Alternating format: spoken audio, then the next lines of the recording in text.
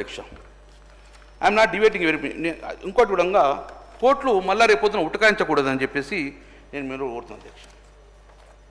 ఇక GO number అన్నీ పంపిస్తా అధ్యక్ష.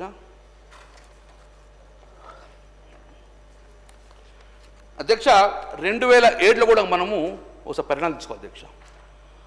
ఐఆర్ కోయిలో తీర్పు ఉంది అధ్యక్ష, మీకు అన్ని తెలిసి ఉంటుంది. ప్రభుత్వము తగిన జాగ్రత్తలు తీసుకోవాలి అని చెప్పేసి ఐఆర్ కోహ్లీ కేసులో ఒక వర్డ్ అన్నది అధ్యక్ష. ఇది మనం చాలా పరిణామం తీసుకోవాలి. రాజ్యాంగం 9వ షెడ్యూల్లో చేర్చిన చట్టాలను కూడా న్యాయస్థానం సమీక్ష చేస్తుంది. న్యాయస్థానం సమీక్ష చేయవచ్చని సుప్రీంకోర్టు తీర్పిచ్చింది. అంటే 42% రిజర్వేషన్ చట్టాలను 9వ షెడ్యూల్లో చేర్చినా కూడా వీటిని కోర్టులో ప్రశ్నిస్తాయి అని చెప్పి కూడా ఆ రోజు ఐఆర్ కోహ్లీలో కేసు కూడా చెప్పడం జరిగింది అధ్యక్ష. నేను ఇవన్నీ ఎందుకంటే సుప్రీంకోర్టులో కూడా ఇది ఫెయిల్ కాకూడదు అధ్యక్ష. గౌరవ మాజీ మంత్రి గారు ఒకవైపు ఈ బలహీన వర్గాలకు సంబంధించిన అంశం మీద మద్దతు చెప్తూనే కొన్ని అంశాలను వారు కావలసుకొని ఒక రాంగ్ డైరెక్షన్ ఇచ్చేటువంటి విధంగా ప్రయత్నం చేస్తున్నారు అధ్యక్ష. It's a political will, political wish, political decision. దానికి సంబంధించి పార్టీ పరంగా దీనికి మద్దతునియండి. మీరు చెప్పినట్టుగా బరాబర్ ఢిల్లీకి వెళ్దాం, ఇక్కడనే బిల్లు చేసి వదిలిపెట్టి మీలాగా 2017లో చేసేటోళ్ళంగా నేను మళ్ళీ చెప్తాను. అందరూ సహకారం అడిగే ఉద్దేశంతో ఒక బలహీన వర్గాల బిడ్డగా నేను ఆ రోజు కూడా 4వ తారీఖు ఫిబ్రవరిలో 2024లో కోరినాం. మళ్ళీ ఇలా కూడా అదే కోరుతా ఉన్నాం. దయచేసి ఇలా పాజిటివ్స్ చెప్పండి, నెగటివ్స్ సంబంధించి మీరు ఆ రోజు కూడా డెడికేషన్ హరీష్ రావు గారు దయచేసి మీరు ఇలా కొత్త నిజాయితీగా ఉండేటువంటి ప్రయత్నం చేయండి దయచేసి. ఇందులో ఏదైనా నిజాయితీ కూడా డెడికేషన్ కమిషన్ ఎందుకు వేసినాం, వకలాభరణం కమిషన్ వేసింది సార్. బీసీ కమిషన్ ద్వారానే ఈ యొక్క సర్వే మొత్తం జరిగింది with planning department support. Dedication సంబంధించి సుప్రీంకోర్టు హైకోర్టులో నిర్ణయం వచ్చిన తర్వాత డెడికేషన్ కమిషన్ వేసి దానికి సంబంధించిన ప్రక్రియ ద్వారా ఈ రోజంతా కార్యక్రమం న్యాయబద్ధంగా అడ్వకేట్ జనరల్స్తో సహా అందరినీ కూర్చోబెట్టుకొని క్యాబినెట్ పూర్తిగా వేగ్గా ఏదో నాకు నోచింది ఏదో నేను రిడిజైన్ చేస్తే రిడిజైన్ అన్నట్టుగా చేయలేదు అధ్యక్ష. దీనికి సంబంధించిన ఒక సిస్టమేటిక్గా చేసినాం. నేను ఒకటే కోరుతాను గౌరవ సభ్యుని, అపశకునాలు ఒకవైపు మంచిగానే నీ పెళ్లి బాగా నిన్ను నూరేళ్ళు ఉండాలి, పెళ్లి పెటాకులు కాను అనే పరిస్థితుల్లో మాట్లాడకమని కోరుతా ఉన్నాను అధ్యక్ష.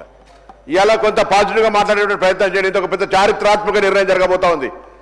బీసీలు అంటే వెనుకబడిన తరగతులే కాదు, ఈ దేశానికి సమాజానికి వెన్నెముక కలిగినటువంటి వాళ్ళు రేపు పొద్దున ఈ వెన్నెముక బలంగా ఉంటేనే బాగుంటుందనే ఆలోచనతో ఇవాళ ఈ ప్రభుత్వం ఈ కార్యక్రమం తీసుకొని పోతుంది దేశంలో. తమిళనాడులో ఒక బీసీ రిజర్వేషన్, ఈ రిజర్వేషన్ల అంశమే కాదు అధ్యక్ష. మొన్న కూడా జల్లికట్టు ఉంటే రాష్ట్రమంతా ఒక్కటై దేశంలో దాన్ని సాధించుకున్నారు నిర్ణయానికి వ్యతిరేకంగా, కోర్టు నిర్ణయానికి వ్యతిరేకంగా. ఇవాళ నేను గౌరవ మాజీ మంత్రి గారిని, శాసనసభ్యుల్ని, మిత్రుడు ఉద్యమంకి సంబంధించిన మా జిల్లాకు సంబంధించిన బిడ్డగా నేను కోరుతా ఉన్నా, పూర్తిగా ఎటువంటి అడ్డంకులున్నా అధిగమించడానికి రండి. న్యాయపరంగా మనమందరం కూడా మీకు సంబంధించి అనేక అంశాల్లో కోరుతా ఉన్నా. దీన్ని మనం సాధించుకోవాల్సిన అవసరం ఉంది. దీనికి ఆటంకాలు పెట్టి, పిల్లి శాపనార్థాలు పెట్టి అనేకంగా ఏదో పెద్ద దాని పరంగా రాజకీయ లబ్ధి పొంది అటువంటి ప్రయత్నం చేయకండి. ఇది మరొకసారి నేను విజ్ఞప్తి చేస్తున్నా, వినమ్రపూర్వకంగా విజ్ఞప్తి చేస్తున్నా. సభలో నేను ఇంతకుముందు ప్రత్యక్షంగా కలిసి ఆయా పార్టీల నాయకత్వాన్ని కోరినాం. గౌరవ మా బలహీన వర్గాల శాసనసభ్యుల ఉదయం సమావేశమై ఈ అంశాన్ని తప్పకుండా ఢిల్లీలో అందరినీ కలవాలని కూడా కోరినాం. కాబట్టి దయచేసి నేను గౌరవ శాసనసభ ఉపపక్ష నాయకుడు హరీష్ రావు గారిని కోరుతా ఉన్నా, పార్టీ నిర్ణయానికి సంబంధించి సభ ప్రతిపక్ష నాయకులు లేరు కాబట్టి మీరు ఈ డైరెక్షన్ ఇచ్చి ఇందుకు సంబంధించి ఒక మంచి మార్గదర్శకత్వాన్ని, ఇది దేశానికి సంబంధించి ఒక రోల్ మోడల్గా కాబోతున్న ఈ అంశానికి సరి అయినటువంటి ప్రాపర్ సలహా గైడెన్స్ ఇచ్చి అందరం కలిసి ఏ తమిళనాడు ఐక్యతతోటి అన్ని సాధించుకుంటున్నాయో ఇలా తెలంగాణ కూడా స్ఫూర్తిప్రాయంగా రావాలి తప్ప డీవియేషన్ అయిపోయి దానికి సంబంధించి పిల్లి చాపడం పెట్టి దానికి సంబంధించి చేసే ప్రయత్నం వద్దు. లీగల్గా అన్ని వెట్టింగ్ చేసుకున్నాం, అన్ని రకాలుగా ఎక్కడ ఇబ్బందులు రాకుండా ఉండే విధంగా చర్యలు తీసుకొని ముందుకు పోతున్నాం. సభ తీర్మానం పూర్తిగా రేపు పొద్దున పత్రికల్లో కానీ ఎక్కడైనా దేశం మొత్తం కానీ ఇతర రాజకీయ పార్టీలు కానీ ఇంక్లూడింగ్ కేంద్రంలో బీజేపీ కూడా సభ తెలంగాణ మొత్తం ముక్త కంఠంతో దీన్ని ఆమోదించి తీసుకొచ్చారంటే ఢిల్లీ కూడా భయపడుతుంది. అట్లుండే విధంగా ప్రయత్నం చేయాలని నేను ఈ సందర్భంగా గౌరవ సభ్యుల్ని, ఆ సభకు సంబంధించినటువంటి ఉపనాయకుడిని హృదయపూర్వకంగా ఒక బలహీన వర్గాల బిడ్డగా, సంబంధిత మంత్రిగా మరొకసారి మీ ద్వారా విజ్ఞప్తి చేస్తున్నా, రాజకీయాలు కోడి కంటికి పెట్టే పరిస్థితి వద్దు అని విజ్ఞప్తి చేస్తా ఉన్నా. కమలాకర్ గారు సార్ నేను చెప్పింది కూడా ఇంపార్టెంట్ పాయింట్స్ మాట్లాడి త్వరితగతిన నేను ఇంతవరకు చెప్పిందే మళ్ళీ మంత్రి గారు అదే చెప్తాను. నేను చెప్పింది కూడా అదే, నేను చెప్పేది అది. మీరు మాట్లాడారు. నేను ఒక బీసీ బిడ్డగా చాలా మంది ఉన్నారు. నేను నా పార్టీ పక్షాన బీసీ బిడ్డగా సంపూర్ణంగా మద్దతు ప్రకటిస్తున్నాము. అవసరం ఉంటే రేవంత్ రెడ్డి గారు నమ్మంటే నేను రేవంత్ రెడ్డి ముఖ్యమంత్రి గారు పొన్నం ప్రభాకర్ అవసరం దీక్ష ఇస్తాను, నేను సిద్ధంగా ఉన్నాను. ఏ దీక్ష పెట్టుకొని బిల్లు పాస్ అయ్యేదాకా నేను ఉంటాను. బిల్లు పాస్ అయ్యేదాకా నేను ఉంటాను. నాకు చిత్తశుద్ధి ఉన్నది. ఈరోజు ఈ సమావేశంలో బిల్లు పాస్ అయితే అంతకన్నా నాకు లేదు. కానీ నేనేమంటున్నా అశాస్త్రీయంగా ఉండకుర్రి. రేపు పొద్దున కోర్టులు ఏం చెప్పినో చెప్తున్నా. నేను నా శాపనార్థాలు పెడతలేను. 1990లో ఏం జరిగింది అప్పుడు నేను పెడతలేను. మీరు దాన్ని నేను మొదలెప్పిన ముఖ్యమంత్రి గారు దీన్ని రెక్టిఫై చేసుకోమని చెప్పిన, దాన్ని చేసి పంపించిన. అధ్యక్ష ఇప్పుడే మంత్రి గారు చెప్పిర్రు ప్లానింగ్ ఎక్కడ, నేను పంపిస్తాను. నాకు జీవో నెంబర్ 9 అంటే ఏంది, జీవనం 18 ఏమి ఇచ్చారు? జీవనం 18 ఏమి ఇచ్చిన అధ్యక్ష? ఇప్పుడు జరిసిన సర్వే జీవనం 18 ప్లానింగ్ మీద ఇచ్చారు, బీసీ కమిషన్ కాదు. ఈ జీవనం 18 మీదే ప్లానింగ్ బోర్డు ప్లానింగ్ డిపార్ట్మెంట్ ద్వారానే సర్వే జరిగింది. అందుకే ఉత్తమ్ కుమార్ రెడ్డి గారు కదా బీసీ కమిషన్ నువ్వు ఉండబోదు, చైర్మన్ మీరు ఉండకపోదు కదా.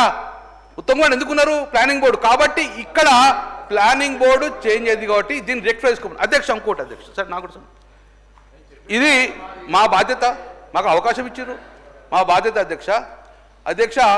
ఈరోజు బిల్లు ప్రవేశపెడుతుంది అధ్యక్ష. నేను తమరికి ఒక అమెండ్మెంట్ ఇచ్చాను అధ్యక్ష. ఆ అమెండ్మెంట్ ఇచ్చే ముందు ఒక 2 నా సూచనలు ఇస్తా అధ్యక్ష. ఈ బిల్లు ఎక్కడ కూడా పార్లమెంట్లో కానీ సుప్రీంకోర్టులో కానీ ఏ కోర్టులో కూడా ఇబ్బంది పడకుండా ఉండాలంటే నా సూచనలు మీరు పరిగణన తీసుకుంది అధ్యక్ష. కోయిల కేసు కూడా తీసుకుంటా అధ్యక్ష. సంపూర్ణ గణాంకాలతో ప్రామాణిక నివేదికను సమర్పించమంటున్నాం. అక్కడ ఎక్కడ ఇబ్బంది లేకుండా బీసీ కమిషన్ పరిశీలన నిపుణుల సూచనలు పొందండి. ఒకవేళ మీరు బీసీ కమిషన్ లేకుండా దాన్ని అప్రూవల్ తీసుకుని అది కోర్టుకు కూడా సబ్మిట్ చేయండి. కులగణన ఆధారంగా ప్రత్యేక పరిస్థితి నిరూపించాలి. డెడికేటెడ్ బీసీ కమిషన్ వేసినారు, దాన్ని కూడా సూక్ష్మంగా నా రిపోర్ట్ మీకు పంపించారు అధ్యక్ష. నేను గౌరవ ముఖ్యమంత్రి గారు ఇక్కడే ఉన్నారు. ఈరోజు నా అమెండ్మెంట్ అడిగిన అధ్యక్ష, నా అమెండ్మెంట్ ఇచ్చిన అధ్యక్ష. నేను కొత్తగా ఈ అమెండ్మెంట్ అడగలేదు అధ్యక్ష. ఈ బిల్లు ఎట్లా పాస్ అవుతుంది? డెఫినెట్గా బిల్లు పాస్ అవుతుంది, అక్కడ కేంద్రం మొత్తము చట్టసభల ప్రకారం తీసుకుంటాం. కానీ మీ చేతిలో ఉన్నాయి నిజంగానే మీ బీసీల మీద చిత్తశుద్ధి ఉంటే కేంద్రం ఇచ్చేటి పక్కకు పెడదాం, అది పోయి కొట్లాడదాం. కానీ మీ చేతిలో ఉన్నది మీరు హామీ ఇచ్చిన అధ్యక్ష. ఈరోజు కామారెడ్డి డిక్లరేషన్లో ఒక 3 ప్రధానమైన అంశాలు ఇచ్చిన అధ్యక్ష. అందులో మొదటిగా కులగణన చేస్తామని చెప్పిర్రు.